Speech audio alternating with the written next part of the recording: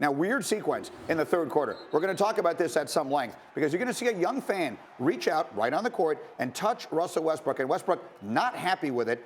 I think Westbrook handles this extremely well. He goes over, he has a calm, patient conversation with the young man and with his father. You'll hear Russell's explanation of it in a moment. Meanwhile, let me get back to the game here. Closing seconds of the third quarter, Paul George throws that up and good, though he was not having a good night. Thunder down 13 after 3. Paul George had just 12 points in the first 3 quarters. In the fourth, he would heat up. Thunder trying to make a comeback. Paul George, step back.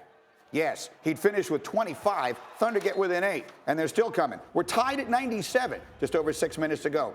This time, Westbrook, 22 points, 14 rebounds. The Thunder have the lead. Later in the fourth, your Nuggets, Jalen, trailing by 1. Jamal Murray, clutch. They need it from the corner, and he gets it. The Nuggets have built out depth, Greeny. You see Will Barton playing well to go with Jokic. Malik Beasley playing quality minutes. Murray had 20. And how about the nice feed from Jokic here? He's so skilled. Another 3 for Murray. Nuggets up by 6. Thunder now down 6 just over a minute to go. Westbrook is going to turn it over. He's frustrated and doesn't like the call, but it isn't going to matter. Jokic will walk off to a standing ovation. 36 points, 10 boards, 9 assists. The Nuggets are 42-18. But Russell, about that situation. He hit me, so I told his dad, just be careful, man. You can't have your son just hitting random people.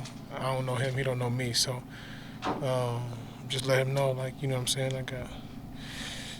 Just got to control your kids. It's that simple. You're responsible for his kid. Watch the game, sit there, have fun, enjoy it.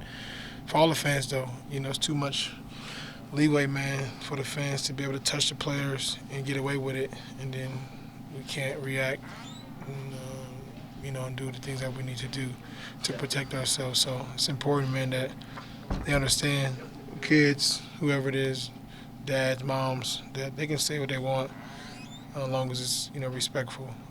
But the touching to me is off limits. You don't know it's a kid, right, when it first happens? Nah. Then I turn around and I see it's a kid. But initially you don't know that, but you can't do that. I can't, what I'm gonna do, hop in the stands. So, but it's got to be some type of rule or some type of boundary set that you can't allow that.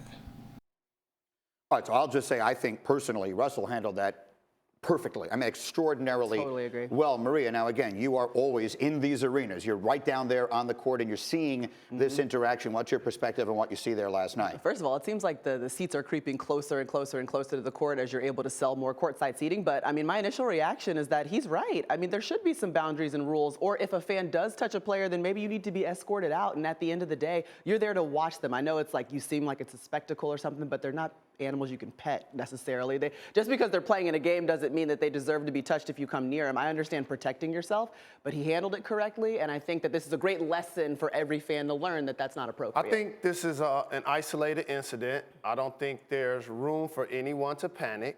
I think the fan and player interaction in the NBA is what separates that league from the NFL in particular. You can have that personal experience, which is why the NBA players' popularity trumps those in every other sport, and it's not even close. But remember, Boogie got a technical for tossing a shoe out near fans. Right.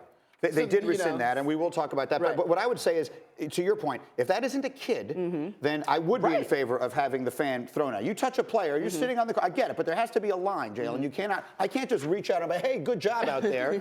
As an adult, if it's a kid, I'm willing to give a little leeway. It works both ways. Because let me tell you like this: when we're up 20 and I'm 8 for 8 from the floor and I'm falling out of bounds and fans want to high five me and touch me, I don't mind then. Right. So at the same time, there are thousands and thousands of basketball games being played. This doesn't always take place. Okay. Now, Russell had a situation in Denver previously with a fan, and it was a little more contentious because it was an older fan. It was a hostile situation. But overall, the player-fan interaction in the NBA is the absolute best in professional sports. It is not even close. No debating that.